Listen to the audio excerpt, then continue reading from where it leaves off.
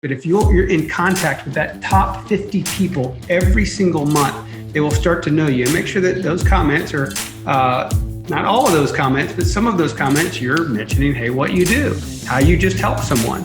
And not, hey, give me business, give me business, give me business. That's one of the worst things you can do, I think, is go out and say, hey, will you sell, or hey, will you give me business? It's trying to figure out how to add value. And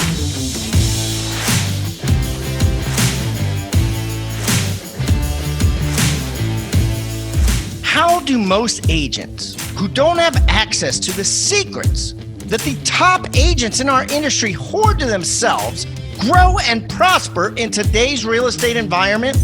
That's the question. And this video podcast is the answer. I'm Pat Hyben, and welcome to Real Estate Rockstars. Rockstar Nation, this is Aaron Amuchastegui, and I am back for an episode of the Real Estate Rockstars. I tell you what, I am super excited today about the interview that I'm about to do. This one's going to be pretty unique, so I get to talk to my good friend Ken Wimberly today.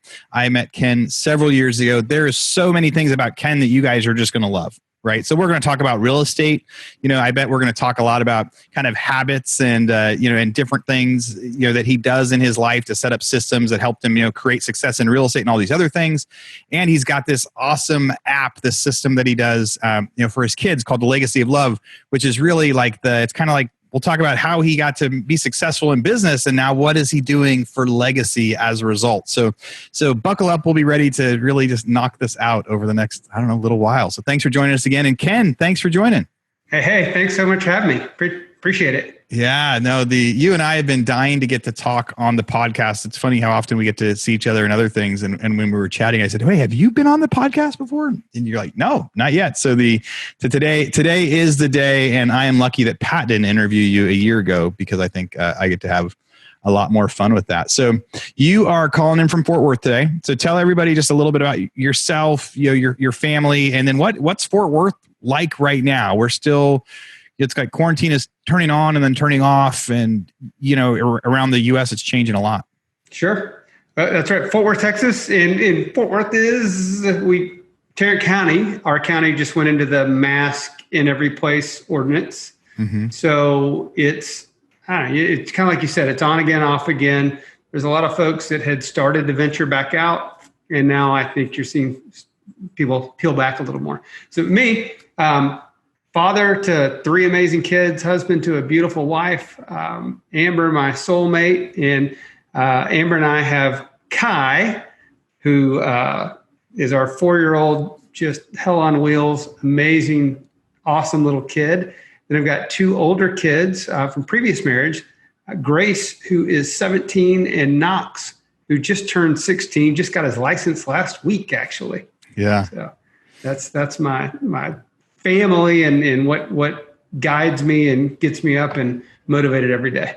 I love that Knox is now old enough to drive a car. I don't think my kids are ever going to have to learn how to drive cars, because so Maddie just turned 13. I think there's a decent, and maybe she'll have to, but I think there's a decent chance that the cars are going to be doing such a good job. I know that my son Brax isn't going to have to learn how to drive a car. That's what I said when Kai was born. I said, I doubt that Kai will ever get a driver's license. And, so now we're 4 years into it, 4.5 years into his life. And, now I actually, the technology, while it's there, it's the regulation that I'm concerned about with the self-driving cars and having all the regulation there by the time he's 16. There's definitely a chance that he doesn't get a driver's license. But it's really cool that Knox has gotten his. And cool thing about this little 16-year-old, he actually wants to get a stick shift now and learn how to drive a stick, which I think is a cool skill set to need to know. Yeah, that is a dying skill set. There are plenty of people out there that don't know how to do that. And our son, I think listeners, my son Brax is the same 4-year-old crazy little boy, and so when our boys get together, they sure get to chase each other. So, Rockstar Nation, this is Aaron Amuchastegui. Hey, I hate to interrupt the current podcast that you're listening to, but I am so excited to share this with you. I just finished interviewing the original host of this podcast, my good friend, Pat Hyben. I got to talk to Pat about how he started his real estate career and a whole bunch of tips and tactics that he used to be successful. So if you haven't listened to it yet, go check out State of the Market number 49. On there, I get to talk to Pat about all those different things. And in there too, he talked a lot about his 6 Steps for 7 Figures book and training program that he built over the last couple of years. And I realized I haven't done a good enough job of reminding all of you lately about all of the resources that we've built for you out there. So if you want to check out Pat's course, we've got like a 3-minute summary video when you go to it. It includes so many easy to follow tips that you can follow on like a day-to-day basis. You get email reminders, all sorts of different things that come with that course. You find that, you go to rebusuniversity.com, R-E-B-U-S, rebusuniversity.com. Look at courses. You can find the 6 Steps for 7 Figures book. And really, there's a whole bunch of other courses in there too. Our normal prices used to be $1,500 or $2,000 a course. These are real deal professional courses. But now during quarantine, a lot of them are priced down to like $90, $95. So we've slashed the prices because we know right now is a time for everybody to be focusing on growth and education, especially while they're feeling like they don't have as much to do. And if you go in there and you figure like there's a lot of different courses you want, maybe you don't want to buy the a la carte. You can go to futureofrealestatetraining.com and you can get access to all of our different courses for $97 a month. I think there's a discount on there if you go a year, or there's even like a lifetime option that you can pay. You get access to every course we ever put on Rebus University for as long as we have it. So go check out those options, Rebus University or futureofrealestatetraining.com. All right, back to your podcast. Sorry for the interruption. So Ken, you're up in Fort Worth, so that's near Dallas, Texas. You have been doing real estate for how long? 20 years, actually, almost 18 years. So I got into real estate and in commercial real estate in 2002. So did you start in commercial? I did. Yeah, there aren't a lot of people that we get to interview on here that start in commercial. I know that it's a different skill set. So why don't rather than just fire away with some of the questions, why don't you just take us through what it was like getting into real estate? New in real estate, what are the things that you learned to really start driving business? Because you had built, some teams and a business that had really, really, really got huge. So just have the mic for a few minutes. Sure, I did. Got in the commercial real estate business in October 2002. And honestly, I didn't know what I was going to do. I interviewed a friend of mine that was a RE/MAX agent about coming to work with him in the residential side. And then my uncle had introduced me to a gentleman that had a small commercial real estate firm, and I interviewed with him. And his name was Tom Ritter. And Tom kind of gave me his pitch. He said, look, if you get into commercial real estate, it's probably going to take you about a year to make any money. He said, we're a small shop, so we don't have like a formal training. And because of that, you won't get pigeonholed into any one asset class. You can kind of work on whatever you want to work on. But we have no salary, no draw. You need to bring your own phone. We've got and bring your own computer. I guess he had an office phone for me. So you'll have a desk and an office phone, and everything else you kind of bring on your own. And you probably won't make any money for at least a year. And I can stop you for a second, because that is maybe it's great real estate lessons there, but right now there's so many talks of teams and what can your broker do for you and things like that. And you're talking about that's a bit old school of, maybe it's not all that old school, but just the idea of like, no, like you won't make any money for, talk about great expectations. You won't make any money for a year. So you're not going to get a draw. We're going to help provide you a little bit, but it's on you. It's like, Ken, it's going to be on you to succeed. These are the things that you're going to do. I'll let you have a desk and a phone and some guidance, but to be successful, it's going to be on you. That's exactly right. And true to his word, first of all, who says no to that kind of offer, right? Yeah, you're like, thanks, I can't wait. So I said, but oddly enough, I said, I'm a self-starter. I think I was drawn to the commercial real estate side. I liked the business aspect of it. I had family that had done some development and did a little bit in the development world. So I was just, I felt pulled to commercial over residential real estate. And it was true. It was 11 months when I made my first commission check, and it was $1,837 was what I made 11 months in. So it was a stretch. It was really, really a stretch. Luckily, I had a little bit of savings that were saved up. Of course, they were about gone in that 11 months.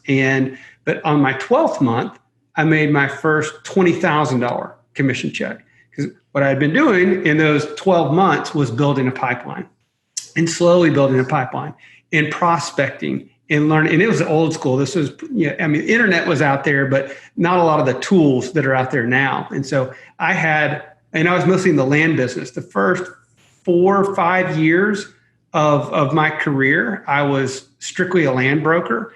And so I had these taped tax maps, had printed out tax maps, taped them together, put them all over my walls with highlighted different parcel boundaries with who the property's owner. And that's what I would do. I would make my own handmade maps and identify property owners that own these properties, and then start prospecting, calling on these people to figure out were they sellers. Because what had happened about 6 months into my career, I met a guy who was a real estate developer. And I'm actually still good friends with him today. Like 18 years later, we're great friends. He was my first real client. And I went up to him and I said, Jim, I'm a relatively intelligent guy, right? I've got a finance degree. I'm a spreadsheet guy. I like to analyze things. It's like, but I've never been in this business before. I don't really know exactly what I need to do. He said, you tell me what you need, I'll get to work for you. And he kind of took me under his wing, and he taught me what he was looking for and the questions to ask and what to go do to help find him properties. And that's what I did. I was out there bird dogging properties to go find for this guy. And then I met some other people in his firm and his development company, started doing some work for them, and started to build a big business. So my first year, I made $22,000. My year one income, all made in the last 2 months of year one. And I call that my substitute teacher salary year, because that's about the equivalent of what I made. But then the second year, I made 6 figures. And after that year, the guys I was working with came to me and said, hey, we'd like to make you a partner in what we're working in, because they saw what I was doing. They said, hey, we want to kind of bring you in as structural partnership. And so I became a partner with those guys, a family-owned firm. And that worked out really, really well for several years until I started identifying deals to start doing on my own. About 4 or 5 years into my career, I was making good money. I said, hey, I see people making deals. I need to get in on the deal making side of this now, not just the brokerage side on it. And as I started trying to put some deals together on my own, the guys I was partnered with kind of came to like, more and more of your time seems to be focused on trying to put together some of your own deals. And that doesn't really just line up with what we want. Actually, one of the guys was totally fine with it, but the senior guy said, I really want just a broker on my team here, not necessarily a hustler going to go make his own deal. So I parted ways, ended up starting my own group, and started putting some of my first real estate deals together. So started buying some land and entitling some land and getting some of that done. And then along comes the 2008, a few years later there. And I remember I had closed one of the biggest deals of my career in July 2008. I sold a multifamily parcel at the apex of pricing. I mean, I got the record price for this parcel in our town. It took 4 lenders to get it done because the market was falling apart. 2008. It was starting to turn. There was we closed it in June of 2008. In July of 2008, the markets froze. The markets absolutely froze. So we got in just under the wire. And interestingly enough, that 15-acre parcel that I had sold, they ended up developing half of it, losing half to go back to the bank, basically. Yeah. They lost half of it, developed half of it. But that was as the market was falling apart. So before we go too deep into 2008, so you're working with those guys, and then you started doing. You said you were doing some of your own deals, and they were like, well, there's a difference between that. What do you mean by doing some of your own deals? Like you were finding you were buying them yourselves, you're finding an investor and doing this stuff, or you were going and finding a seller and a buyer? Well, I'll tell you. So the first deal I tried to put together is a buddy of mine. He was new in the development business. I say new. He was about 4 years into the development business, and I was about 4 years into the brokerage business. But we became really good friends, and we had identified this really, really great land parcel. I think it was about 8 acres of land across from a 30-acre parcel that just got announced for a hospital system that was coming into the town. So it was on a corner, hard corner. We felt like this was going to be a great deal. We put that under contract. So we put it in escrow, put it under contract for us. And it's $3 million. So we didn't have $3 million. But we had the plan and a vision for what we were going to execute. So we put that under contract, brought that to one person who said, "Hey, I'll be your equity partner in the deal." This was a great lesson learned. So to the listeners out there, listen to this and don't do what we did. It was a really great lesson learned here. So he says, "I'm going to be your equity partner on the deal." I said, "Okay, great." And I said, "So you assign the contract over to me. I'll kind of reimburse you guys for the escrow money here. Assign the contract to me, and then I'll kind of finish putting everything together, and we'll close it." We kind of had a handshake deal on how it's going to work. So we did. I mean, he was actually a family member. So we assigned the contract over to him, and we're marched along. We're working on the kind of layout, the plans, the potential tenancy on who we're going to bring in there. It was going to be, multiple pad sites up on the corner, either like a self-storage or an assisted living or something in the back. So we're doing our work and all that. And about a week before due diligence ends on that deal, our investor comes back to us and says, "Hey guys, I couldn't put together the money." Like, "What do you mean you couldn't put together the money? You said you were the money. You were the money. You were the money. What do you mean you couldn't put together the money?" He goes, and so what we learned there is that no, he was not the money. He thought he had the money from some other sources and places and was going to go put it together. And so he basically says, "Look, I'm punting the deal." And he told me, he said, "Look, I know you kind of brought it to me, brought the deal as a broker. You're in there with, it's like a $50,000 commission or something on there." He said, "If you want to go try to, have someone else pick up the contract, you got a little bit of time." There's like a week left to do this. And here's another great thing of having people in your Rolodex. I picked up the phone, called a guy that I'd never met him before, but I'd heard his reputation. So I called him. He says, "Come on over to my office." I go in there and I pitched the whole vision for the plan, what we were going to do, how we were going to lay it out, everything for it, the price on the property. And I told him, I was very transparent with him. He says, "We were trying to do this on our own. Our equity fell out. I'm bringing it to you. If you want it, here's the contract. Because if this contract goes away, the seller has other people lined up to buy it, right? And it was not through me." He picks up the phone. He calls his secretary that they're working with. He says, "Hey, how much money do we have in XYZ account?" He says, "Okay." Hangs up the phone. Says, "Okay, we'll close it next week." Guy writes a $3 million check. Closes this property the next week. So did you get to keep working on the deal after that, or were you just the broker and then he did the rest? I was just a broker on that. He actually sat on that land for a lot longer than I expected him to sit on it. He ended up selling it to another development group. He did development on his own, but he just sat on the land, sat on it for 8 years, and then ended up flipping it to this other group. And I looked at his kind of total return that he made, and he made a decent return on it, but I would have been involved a lot sooner on that. But I did end up making a fee on it. So that was the first deal. And then I put together another one, and we actually bought a tract of land. We had it entitled for a office development. So we took it through zoning, got it entitled, scraped the land, scraped the buildings that were on there. Another lesson learned on asbestos and what you have to do there, and what a racket shakedown asbestos can be if you find asbestos. Yeah, you see an old house, you're like, the demo costs more than the house. Yeah, it cost an extra $10,000 to go abate the asbestos on something we were just about to demo. It was asinine. Before you can knock it down. So you started as an agent, you're working at this commercial broker's office. He told you you're not going to get paid for a year, you're going to have to work really hard, and you're going to have to do it all. And then you reached, and then there was somebody you reached out to and said, "Hey, can you be my mentor? Let me help you. Let me take my energy, combine it with your experience." He started teaching you some along the way. So you started doing some land deals. By the next year, you made some commission. By the second year, you really made some commission. Yeah. And then you started and then you saw all these other people that you were representing and said, "Hey, why don't we also become a buyer?" So you're going to still be an agent, and you're also going to become a buyer. Did some really, really big deals. And then I cut you off in your story as then 2008 happened, and you sold a property at the peak, and then the market crashed. So what did you guys do when the market crashed in 2009? And I remember being a home builder when it crashed. So I was working for this home building company. But for us in California, it pretty much crashed in 2007. Yeah. Early 2008. And so by the time 2009 hit, there were just foreclosures everywhere in Sacramento, California. But so you were saying, 2008, you sold a deal, 2009 it started to crash. What was Fort Worth like?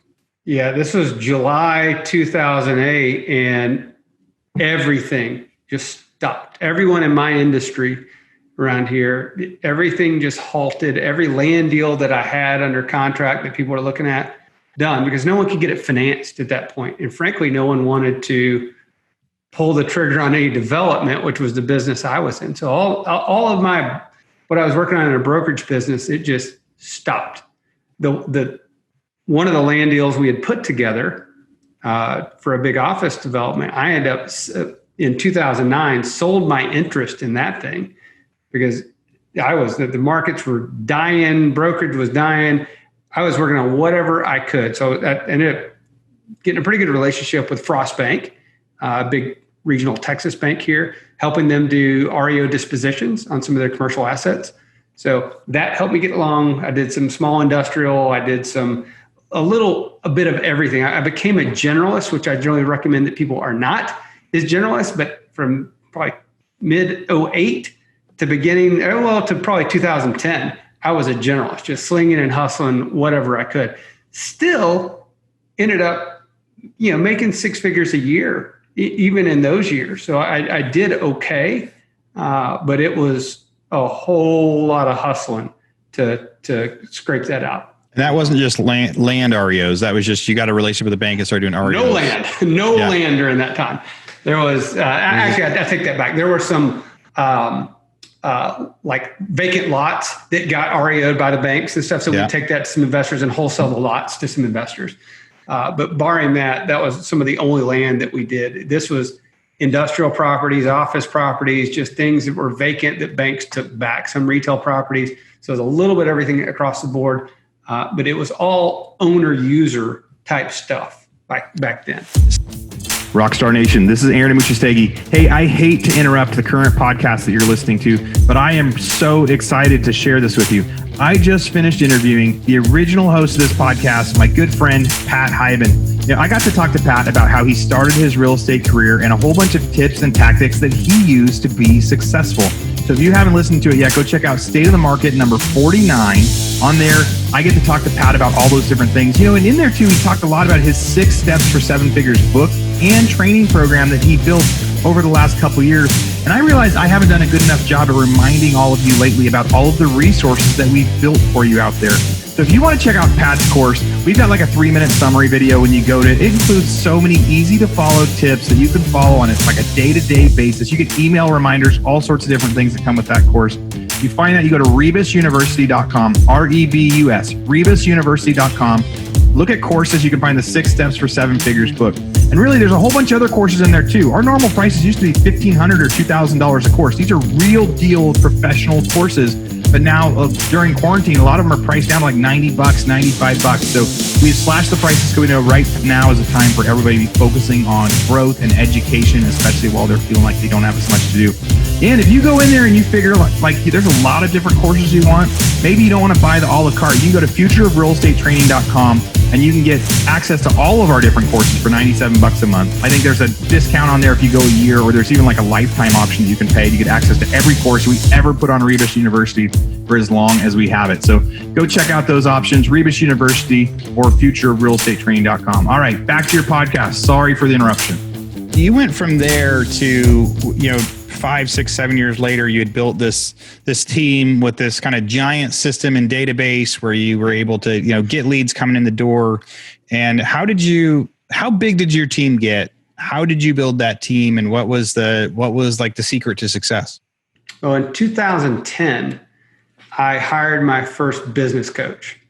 And that was a big key right there. So in 2009, October 2009, I joined KW Commercial. In 2010, a few months later, I hired my first business coach. And one of the first things he did was kind of looked at my transaction volume over the past several years. He said, Wimberly, he said, you've got actually your deal flow is pretty damn good. You're doing a good number of transactions a year, but the size of the deals was pretty small. Like, again, I was taking a bunch of just random REO stuff and deals that came my way. He said, so we've got to get you focused on bigger transactions. He said, and I really want you to focus on a specialty. I was a generalist for the past several years. My only specialty had been the land business years ago. He said, you need to look at a specialty that's got a high volume of turnover and a high price point so that you can actually do well in this business. And so ended up settling on the triple net investment asset class. So I was looking at, and that was late 2011 is when I really started moving into the triple net asset. And it's an interesting story about you kind of put what is going to be out to the world. I started telling everyone I knew that I was 100% focused on triple net investment properties. And I'd have to frankly explain what those were to a lot of people. Oh, let me tell you what a single triple net property is. It might be a CVS or a Walgreens or a Dollar General. And a lot of people would just assume. So tell our listeners, so what does triple net mean? So triple net refers to the taxes, the three nets, or taxes, insurance, and common area maintenance, all of which are typically paid by a tenant of a building. So if you are a landlord leasing to, let's say, a Dollar General, it acts like you get not only the rent check from Dollar General, but Dollar General also pays for the taxes on the building, the insurance on the building, and the maintenance of the building. So it's a totally different equation. So if you own a property and it's a triple net lease, like the amount you pay they pay you in rent is your return. The rent is your return, which on a single family, you've got the rent less your taxes, less your insurance, less your maintenance. You rent a house for $1,000, you're going to pay $200 for taxes, $100 for insurance, all that. So so triple net is the amount they pay in lease. Is that's your true return because they're covering all your expenses. Yeah, for an absolute triple net, your rent is in fact your return right there. That money gets calculated in your return. So I got into that asset class and I put it out to the world. I tell everyone this is what I'm doing. I called everyone in my database. Here's what I'm doing. I let title companies know, lenders know, this is what I'm doing. And before I ever had, this is so interesting, before I ever had my first real even lead in the triple net space, because I'd been putting it out there for several months, this is what I do. I had 2 referrals come from another commercial real estate broker that said, hey, Ken, I know you're the triple net guy, so can you handle this? And those are my first 2 deals came from a commercial real estate broker referring me triple net deals because I had put it out to the world. This is what I do. So there's a lesson right there. Put it out to the world. Tell everybody what you do. Tell everyone what you do, even when it hasn't manifested yet, right? Tell everyone what you're intending to do so that it will manifest. And it did. So I started focusing on that. And then I started slowly building a team. I hired an admin to start helping me with all my transaction work and marketing. Hired a second admin to do more of the marketing stuff. I had one doing the transaction stuff, one doing the marketing, then started hiring some junior brokers that came on. And we ended up building a business. So when I had joined KW Commercial, I was doing about $6 million a year in volume. And that was, again, 2010 right there. By 2015, we had grown to about 100 million in volume. So we were just steadily growing and growing and growing our volume on that team. And it was, we were cold calling machines. We picked up the phone, we smiled and dialed. We talked to a lot of people. We brought value to the people we talked to. We figured out how can we bring value? What kind of information can we give? What kind of connections can we make? What kind of deals can we put together to help bring tenants to developers? We're developing relationships with tenants in making introductions to other developers right there. Let me tell you, when you make a tenant introduction to a developer that starts a long-term relation, they remember that. So we built a pretty sizable business, got to a little over $100 million in annual volume there.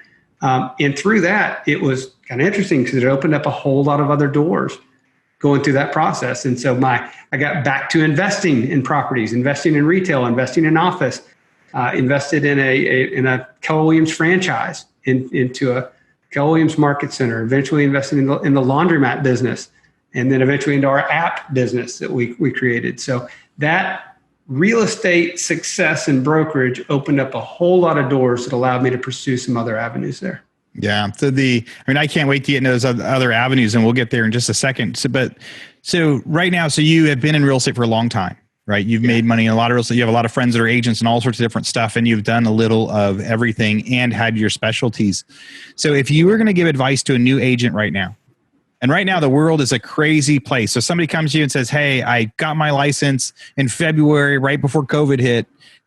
What do I do now? What is some advice that you would give them of how to be successful? What's some advice you'd give them of how to get deals? And what would you be telling somebody if they said, hey, I'm new at this, what should I do? First thing I tell someone is to get a great database, right? Get and use a database. And one of my favorite coaches that I've had just tell me, so that database is to be fed every single day. And names, properties, and then information about those names and the properties that you're putting in the database. And so what would I do? I'd get a database. I would start talking to people. Number one, start talking to your sphere. Let your entire sphere, that's your friends, your family, bankers, lenders, folks in title relationships, let everyone understand what you do in the business you're in, and start contacting them on a daily basis. I make a list. I tell people, make a list of your top 50 people in your sphere of influence and contact those top 50 people every single month. Now, you don't have to call them every month, but you have to be in contact with them. So that could be a phone call. It could be a text. It could be a comment back and forth on social media. It could be a number of things. But if you're in contact with that top 50 people every single month, they will start to know you. And make sure that those comments are not all of those comments, but some of those comments you're mentioning, hey, what you do, how you just help someone. And not, hey, give me business, give me business, give me business. That's one of the worst things you can do, I think, is go out and say, hey, will you sell, or hey, will you give me business? It's trying to figure out how to add value. And there's so much you can learn about people from, these days, social media stalking. The other thing is just picking up the phone and talking to them, figuring out what's happening in the world. And so that was what my coach used to always tell me, is like, when you talk to them, every single conversation should have something go into your database that you've learned about them. You've learned about their family, about their interest, about the properties they own, about the struggles they're facing, about any of that. I can tell you that some of my absolute best relationships in business have come from me helping people outside of the real estate business. I've helped people with their accountability. I've helped people with their fitness goals. I've helped some really, really successful people in connecting them to others. And those have developed some of the most amazing relationships. So it's finding a way that someone could use some help and then being a source of value. That's what I love that. So and to really do that, you're targeting your top 50, and then you're making sure that you reach out to that top 50 every month. And that could be, just checking in and saying hi. That could making sure that on social media that you're replying to a couple of their pictures, and even better if you get to reply and go, oh, that reminds me of when I was doing this week for another client. I admire that. That's great. So so that's a very, for listeners out there, Ken has said a bunch of stuff today, right? He's talked about making sure that your equity partner is your equity partner. He said, make sure people know what you're doing. And even what I really liked about what he started with too, is he said, even if you have to manifest it, right? So even if you haven't done a deal yet, you could tell somebody, I specialize in these deals, right? I specialize in this kind. This is my favorite kind, manifest what you want to be, tell people that's how the stuff happens. So Ken, also, you just mentioned habits. So before we got the call started, you reminded me that you're on how many days in a row have you exercised? Now, and just as, Ken is one of the masters of habits. The first time I met him, I was amazed at how fit he was with everything. Every other day online, he at 4 a.m. he'll post a picture of his watch saying, hey, I'm up, I'm getting started again. But how many days have you been working out in a row right now? Today, 551 days. 551, and it's your birthday. And so you're a guy that has great discipline. Right. So how do you work out 551 days in a row? What do you tell yourself on the days that you don't want to work out? I work out a lot. I do a lot of training. I have what I think is really, really good discipline. I have dozens and dozens of times though, that I wake up planning to get my thing in and I don't. And I have an excuse like I'm going to get on a plane today. Or I have an excuse that I don't feel really good. 551 days, you got through every excuse. How do you get through those excuses? How do you work out 551 days in a row? Well, it certainly wasn't always this way, and I would hear things. I remember seeing a Kevin Hart Nike commercial where he was talking about no excuses, no days off, really, really cool commercial that he did. And that had motivated me. That was 4 or 5 years ago when I saw that. I was like, ooh, I want to do that. I want to work out every single day for a year. And I would have some starts and stops like that. But last year in 2019, I had made the commitment I was going to work out every single day of the year, 365 days, no frickin' excuses, right? Just none. And for me, it was the commitment to myself. I said, I'm committing to myself, not to anyone else. It's just to me to work out every day. And systems and routine really helped me in business, in relationships, in exercise. And so I had a system to make it really easy. I didn't have to think about it and what I was going to do that day. So my system, I did I started the year off with 400 reps a day. I started in December actually with 300 reps a day. And so when the year started in January, I did 400 reps a day of either push-ups, sit-ups, jumping jacks, squats, lunges, pull-ups, and burpees. I could do whatever combination of those, but I would do 400 reps a day every day in January. February, I went to 500, then to 600, on all the way up until I was doing 1,500 reps a day in December. But it was just systematic for me. So it was super systematic. And I'll tell you, if anything, just counting the reps and the numbers started getting confusing to me towards the end when I do 1,500 reps. I'm having to write them down. So this year I decided, look, I'm going to keep on with that. And I'm not going to, just because I completed the goal of 365 days, I'm not going to quit. I want to, because I felt really good about who I was becoming. This part of me was this person that was really true to myself and true to my word and committed to what I said I was going to do. So the people that look at me and go, oh, if Ken says he's going to do something, he's going to do it. And that was, I was really happy about the person I was becoming. So I kept it along. And then this year I actually wrote out a little note card for every day of the week that had the exercise and the number of reps that I was going to do. So Monday, I just pull out my note card and I follow what's on the card. Tuesday, I pull it out and follow what's on the card. I tell you what, that system there is a hack. I mean, because so many of the times, like people, I'm going to go exercise today. But if there's an option or if there's a way, then that can get in the way. Because then if your plan is to go do this and then it rains, or you're thinking it out, or then you go, then I'll do it later. But instead, if you've got this really detailed thing of, hey, you're going to do it. Here's my card. I got to go do it. So do you work out most of the time? Do you do that first thing in the day? Like, do you get your card and get started? Is there a different time during the day you do it? 90% of the time I get it done around 6 a.m. in the morning is when I do from 6 to 7 is when I do my workout. You have any times at like 9 o'clock at night or 10 o'clock at night, you're like, crap, I got to go do it right now, or I'm going to miss my day? That's why I do it 90% of the time in the morning, because it's painful to go do it. Not always. So now, this year, I also added in that I'm going to run 1.5 miles or more a day in addition to my workout. So I'm going to run 1.5 miles a day too. And so like I did my reps this morning. I'm going to run this evening. And so it's not always that bad, but most of the time, if I have the time, I'll knock it all out in the morning, because there's always an excuse. There's always something. I can tell you, Amber has a listing appointment tonight. I'm going to have Kai. So I'm going to be taking Kai out on the stroller, and we're going to go hit it. This guy's going to be on your back as you're running. So a few years ago, you and I are at a Go Abundance event together. And I don't remember if this was like in Canada, if this was Whistler, one of the other places, but we did, everybody did Go Talks, where at the very end, they pick 4 guys to get up on stage and share their stories. And you and I were 2 guys that got to go share our stories out there. And I was talking about kind of, life, and, life is short. My dad had died, and this is how quick I went. And you shared stories about memories and sharing memories with the kids, and as a guy about, discipline. Like, you have been writing stories to your kids forever, right? Like something that a lot of people admire and say like, hey, I should do this, or hey, I should do this. But you were the only person I'd ever met that like, you're like, no, when this would happen, I would capture it. Tell us a little bit about that. I know you can't retell it, but tell us a little bit about, sharing the stories and the process that you've been doing.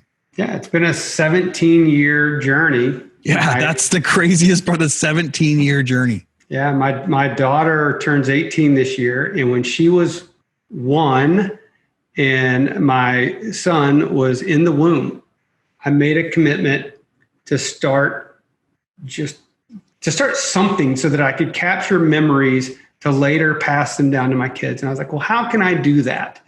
And what I came up with is I can write. I can journal to them. I enjoy writing and telling stories. So I was like, I'll just write. And I thought, do I do it on paper? I mean, this is my big debate. Do I do it on paper or in some type of digital format? I said, I'm going to do it digitally, because frankly, I can type faster than I can write on paper. which is why I started. Yeah, everybody can, right? And I started doing it in just a Word document.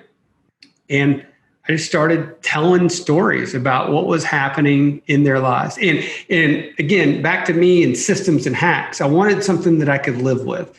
And so how could I do this such that I would continue with it and it wouldn't seem overwhelming? And what I came up with, I was like, I'm just going to commit to 1 entry per month. So 1 entry per month per kid. It's like, I can do that, right? 12 entries a year. And so that's what I started doing. And on average, once a month, I would jump in and I would write a story about what was happening with their development or their lives. And then I started telling stories about my life and what was happening, and sometimes a little bit of historical context, but mostly just what's happening in real time in our lives. And it has evolved over the years where you start telling a story. And how I'll usually do it is I'll go through the pictures that I've taken over the past month, which will remind me about what we've been doing, right? Because you take pictures of all these fun and cool events. Especially the memorable stuff. Yeah. And so the pictures would remind me, I need to write about this time or that time. Or sometimes I'll jot a note, don't forget to write about this.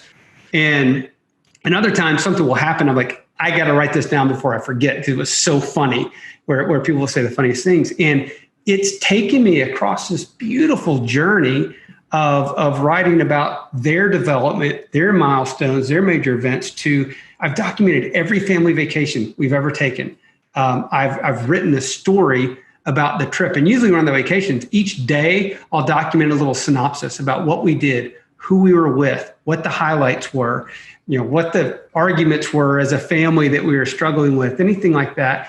And there's so much depth and texture to that frankly, I would forget. I would just forget the details. And it's fun now to go back and read some of those old entries, because I couldn't remember the names of certain people we met on vacation, even if they showed up in a picture. Now I've got their names. I've got how we met them. I've got, where we went to eat together. It will trigger the recall in my children's memories when they read these years later. And then hopefully to my grandchildren and great grandchildren one day, they'll be able to read these and see the love and the story that came from, this father to his children. And yeah. I remember when my dad passed away, I looked for any video I ever saw him talking on, right? Like anything that he ever sent to a business email, anything. It's just trying to get just a piece of anything. And when I get to think about the gift that you're giving everybody with that, if I scroll through my phone, one of the things I think is really cool about what you said and that you're doing. So if I scroll through my phone right now, I'll see the big events. I'll see the big trips. I'll also see a picture of a random night I was going for a walk with my kids and something happened that made me smile, right? We take pictures of the stuff that really triggers us. And some of the memories are, hey, we went to Disneyland and we went big, or we went to Cuba and this. And other times it's remember that night when we all went for that walk and the light hit us this way and you told that joke and we all laughed so hard, it's the little stuff that gets captured that's really easy to forget. Life's full of those memories. So I was just scrolling through my app, through the Legacy Love app. I was scrolling through, and one of the entries I came upon was something I wrote to my daughter. And I was having a really shitty day. It was a bad day. It was just, if something could go wrong, it had gone wrong. Mm-hmm. And she had left me just the sweetest little voicemail. And it was just her checking in on me to tell me she loved me. I saved that voicemail. I put it in the app and I wrote a story I wrote 3 lines just about how much that meant to me on an otherwise miserable day to get that message from her.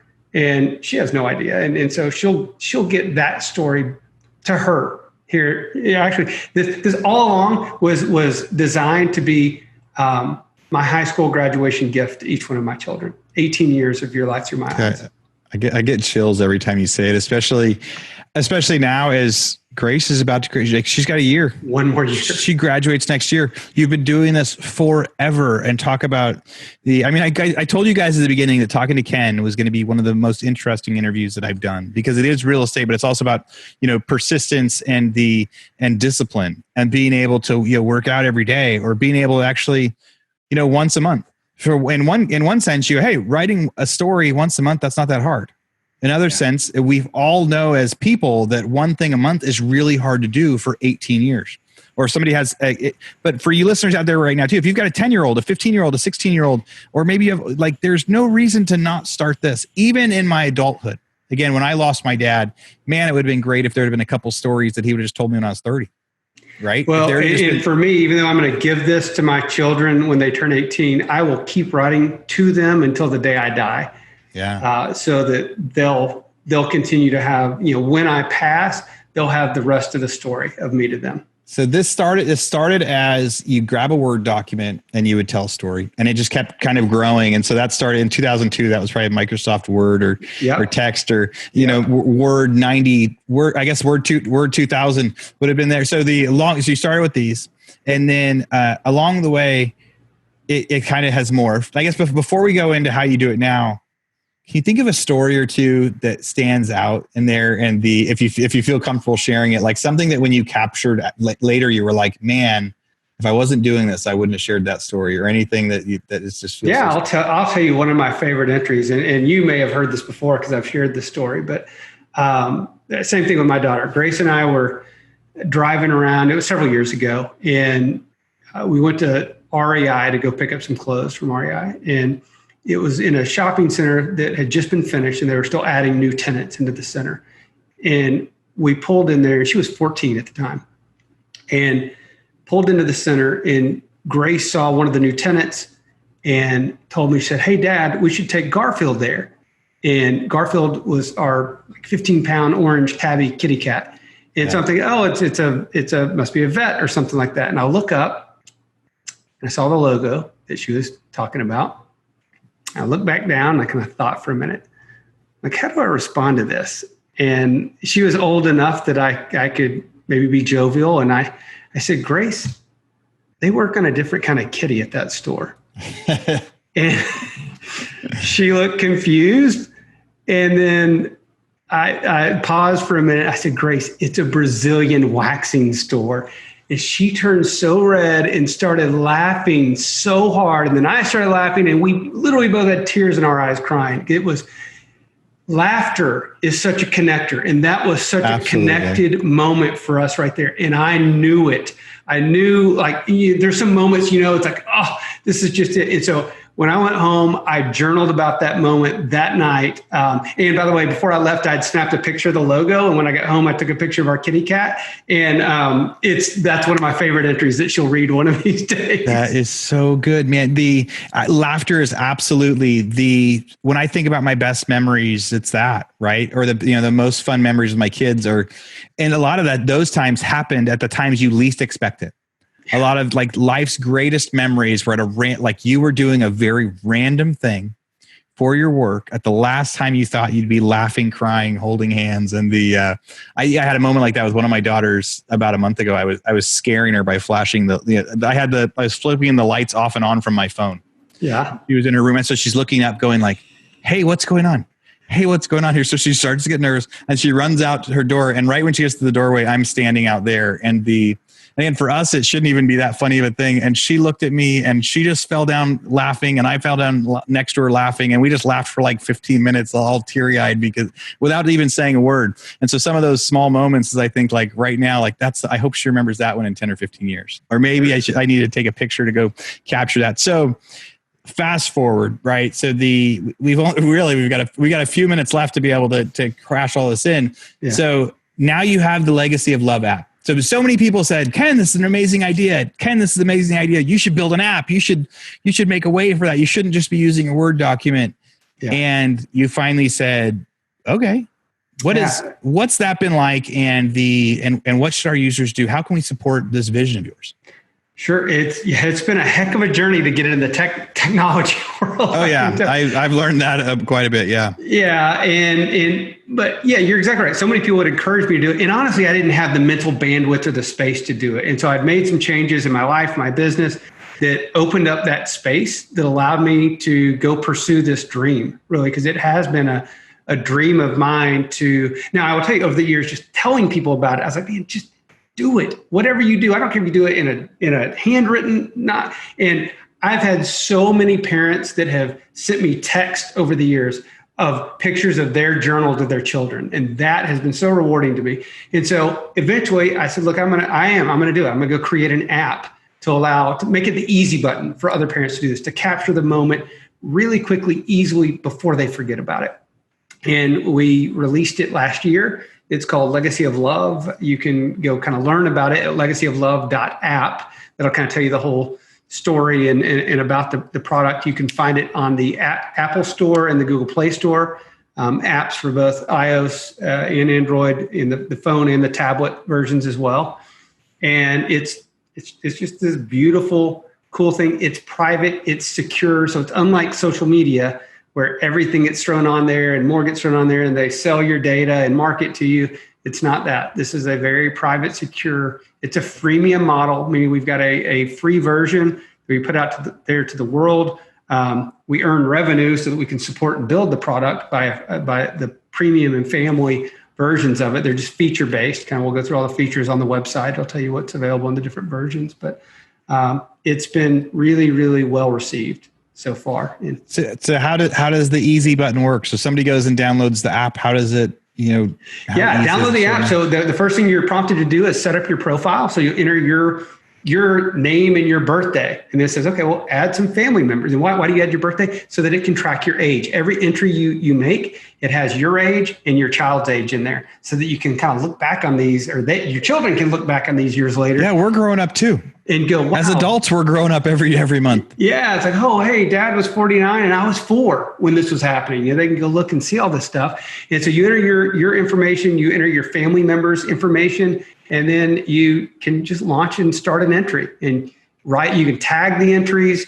You can, if you're on our premium version, it's really, really cool because you have a timeline and a milestone view that you can look at everything, and you can tag any of your major events in your child's life. Like I'll use Kai, 4-year-old, right?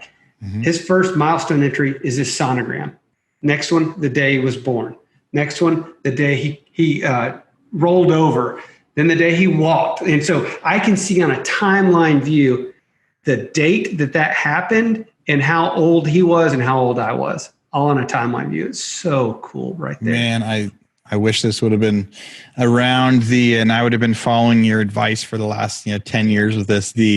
I'm super excited to see what you get to do with the app. And it's one of the, you also mentioned at the beginning that like real estate became that thing as an agent. Being a real estate agent helped you also, become an investor. We didn't even get to talk about your investments in laundromats and things like that. But now you've transitioned into being a real estate investor across a lot of different ways. Yep. And that's been able to get you to a point where now you can focus on a project that you still do real estate. You still make money in real estate. But what you do with your money and what you do with your extra time is you work on this app. You work on creating these family memories, because this is that legacy thing that literally for you is about changing the world, right? It is. It's. I believe it's the way that I can have the largest impact in the world of anything I'll do. Yeah. What a fun, admirable thing. And then tell everybody what's your Instagram handle, your Facebook handle for you and for your app. I think you've got two. Yeah, me. I'm at Ken Wimberly on Instagram. Our app is at Legacy of Love app is our Instagram for Legacy of Love. Really cool legacy page there. Facebook, Legacy of Love app is our Facebook page. And personally, I'm Lord Wimberly on Facebook. So all right. So Ken and I get to follow along with Ken quite a bit on Instagram and all the social media stuff. It is fun to get to watch and grow. When we get to get our families together, it's a lot of fun. When we get our boys to get together and chase each other, that's always a lot of fun too. A little bit less of that right now, but maybe we'll get to see you in the next couple months when you get to come down in our neck of the woods, or maybe we're back up in yours. But listeners that are out there, I hope that you learned a lot from Ken today. I hope that you learned about some of those early real estate tactics, how to focus on those 50 people and really do that outreach. That's a very simple, actionable plan. And he had a whole bunch of other tips too at the beginning of real estate that you can do there. And then he talked about, making promises to himself as he made these really big goals. That's how he's, he has the discipline. He's worked out 551 days in a row and what it's like, and how by creating systems, he's able to accomplish things that are really difficult. Am I having a real, so if you guys are out there, you're trying to come up with a new goal for something, coming up with that system, backing into it. If you're going to run a marathon, you go, I need to do this Friday and this next Friday. Come up with your system, back into it, make it simple. When you make it really, really simple, it's much easier to follow along. And then the most exciting thing that we saved the best for last today was really the legacy of love. And if you don't want to go get the app, do what Ken's saying, and you take a picture and you start sending emails. You could send an email to, you could create an email account and send it. You could do it in a Word document. You can do it that way. I bet though, if you want to learn, just like you go get a business coach, Ken's been doing this thing for 17 years. So if you think what he's doing is exciting, I would say go check out his app. Because if he's the guy that's been doing this forever, I'm sure that he has built that app to make it work for everybody. So I'm going to go download the app. I'm going to go start using it. Ken, thanks for coming on here. Any final thoughts? Any last stuff you want to say to all of our listeners? Yeah, stay positive, please. There's a lot of unpositive things happening in the world. So I just encourage the listeners to really stay positive and realize that people are good. The world is good. And everything's going to be all right. Yeah, I definitely agree. I definitely want to second that. Stay positive, stay positive. And if you see somebody around you that isn't doing very good, take that serious too. Try to bring them back into positivity with you. So Real Estate Rockstars, thank you for being here. Ken, thanks for being here. That was another great podcast episode for Real Estate Rockstars Radio. Thank you, my friend. All right, bye-bye. Rockstar Nation, thank you for listening to Real Estate Rockstars. Listen, I need a favor. If you find this free content helpful, if you find our downloadable items from each guest helpful, please, I need you to pull out your pointing finger. Yes, the one finger that points at people, and hit subscribe. Yes, subscribe. The more subscribers we get, the better we look in the ratings, and the easier it is to get guests like Robert Kiyosaki, Barbara Corcoran, all the players that are on $1 million listing in the different cities. All that stuff makes it easier the more subscribers we get. So please subscribe. And listen, there's a lot of places you can leave comments. There's a lot of places you can like. We're on Facebook. We have an Instagram page. Instagram page is I am Pat Hyben. The Facebook is Real Estate Rockstars Radio. Feel free to leave us comments there. The most popular form of commenting seems to happen on YouTube. Yes, for whatever reason, it's a very open environment. So just go to YouTube and go to Real Estate Rockstars Radio. Leave us comments there. Some of them we will read on the show. We love your feedback. So thanks, guys, and I hope you are having a great day. Oh, and also, listen, if you're going to subscribe and you haven't already left a review on iTunes, please do that too. Have a great day, and thanks so much, Rockstar Nation. I really appreciate you.